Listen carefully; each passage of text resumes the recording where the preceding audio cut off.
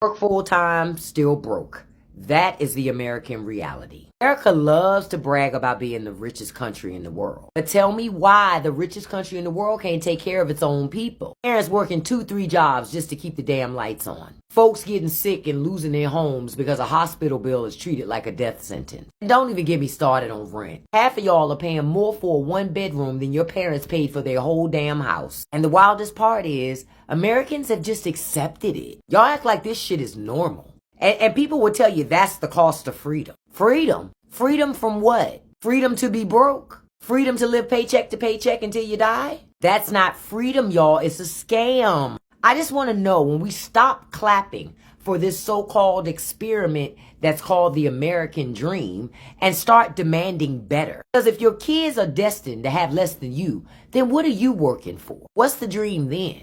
Do you believe your kids will be better off than you? Or are we just lying to ourselves to try to make it through the week? I want to know. Trust me, majority are lying to themselves just to make it through the week. Hey beautiful people, welcome to my YouTube channel. Thank you for stopping by. So credit goes to the creators in these videos. And guys, apparently so many people are tired of the state of the United States, right? And they're asking, is America great yet? And the truth is, a lot of Americans don't think so, because people are struggling. The bills are high, healthcare is a mess, the government cannot even seem to stay open, and everyone is pointing fingers. Democrats, Republicans, both sides are blaming each other while the people are paying the price. And let's be honest, Americans are tired because they have watched politicians promise greatness for years. New policies, new plans, new slogans, but life on the ground feels tougher. Rent is up, groceries are up, gas is unpredictable, and those stimulus era dreams of recovery is gone. People are angry because, the quote great again sounds nice, but where is the proof? Where is the progress?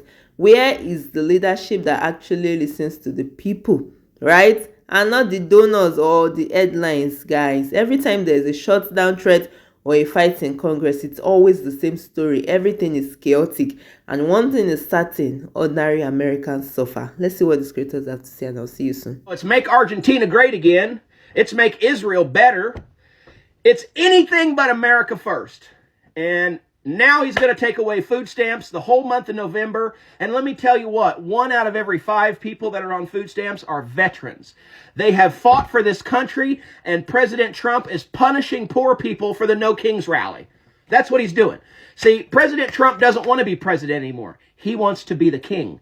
He's already established everything that he has to do. And look, you've seen what them young Republicans were writing, and you've seen that guy come out and say, well, this is just what all Republicans do and say behind the scenes. It's no big deal. This is how we all feel. They're all racist, male chauvinist, pedophiles, and now they want us to accept that. Look, President Trump's ratings are dropping like the rent on a burning building. He doesn't care that you don't agree with what he's doing. He's just going to start punishing the poorest of us all. And that's making America great. Highest level since 2003.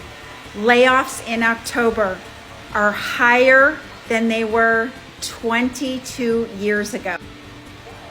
Announced corporate job cuts, Andrew, in the U.S. surging past 1 million so far this year, with 153,000 new layoffs announced just in October, according to Challenger. That is the worst October since 2003. Here are the numbers. October up 153. That compares with September. That's 100,000 more than September, and 100,000 more than this time last year in October 2024. Andy Challenger commenting, some industries are correcting after the hiring boom of the pandemic, but this comes Also, as AI no adoption, jobs are softening being consumer created. In addition, 25.7% of people laid off have been laid off for 17 weeks or more. 25.7%. That is crazy.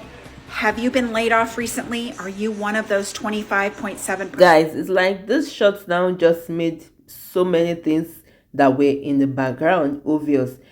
People have been struggling. People pay, they go from paycheck to paycheck. They have been struggling. But now it's like the shutdown just made the whole struggle, the whole hustle, it just made it so obvious because it's so chaotic. And ordinary Americans suffer, right? Schools are losing fundings, workers are missing paychecks, healthcare gets tangled in political games, and through it all, they keep hearing that America is the greatest country in the world, and people are starting to question, great for who?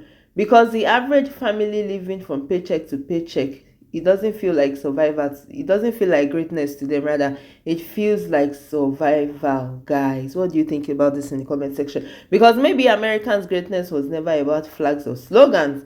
Maybe it was always about the people, about workers, about dreamers, the ones that are still pushing forward even when the system lets them down. Because right now the system looks broken and so many people are suffering for it. And the question is America great yet? Is there any greatness in the foreseeable future? Drop your thoughts, let me know.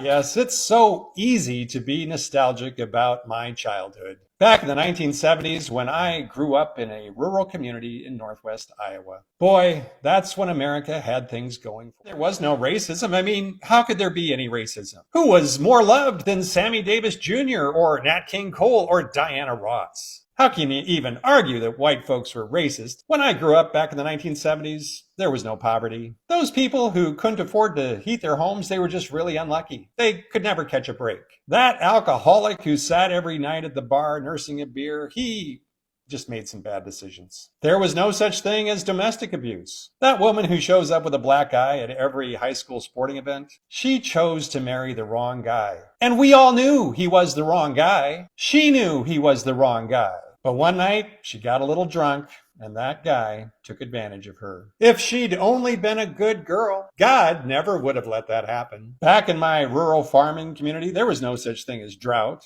If it didn't rain, it's because we didn't pray hard enough. And if the grain or livestock markets were bad, it wasn't because of corrupt politicians or manipulative billionaires. It was because our nation, our community, ourselves did something wrong, and God was punishing us. Oh, what I would give to go back to that time of blissful ignorance, that time of willful indifference. Oh, what I would give to make America great again.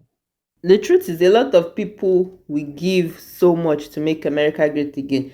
Or maybe America's greatness was never just about the flags or the anthems or the slogans that politicians love to repeat. Maybe it was about the people, right? The ones still grinding through two jobs just to pay rent, the veterans forgotten after serving. I mean, the families watching their dreams slip away while the government argues over who is to blame, right? Because let's be real, if this is what greatness looks like, then America still has a long way to go. Because you cannot call a country great when its people are tired, broke, and divided, right? You cannot call it great when the only thing getting richer, the only people that are on the top, is the top 1%. And greatness is not in the speeches, right? It's in the streets, it's in the struggle, and it's in the stories of the people that refuse to give up. So maybe the better question is not, is America great yet? Maybe the question is that, how much more pain will America take before finally becoming the country that they have been pretending to be? Because this question is really important. People are tired, and when would people actually look back and say, oh, I'm actually living the life of my dreams? How many people are living the life they dreamed of? How many people? And till when will people stretch?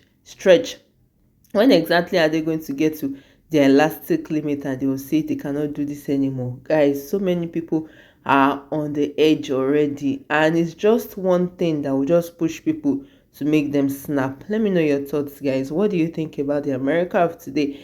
Are you living the America dream? Do you think America is great yet, or do you think they still have a long way to go? Let me know what you think in the comment section. I really want to hear from you. And if you have found value in this video, don't forget to like, share, and subscribe, and I'll see you in my next video. Please stay safe. Mental health is important. Ciao.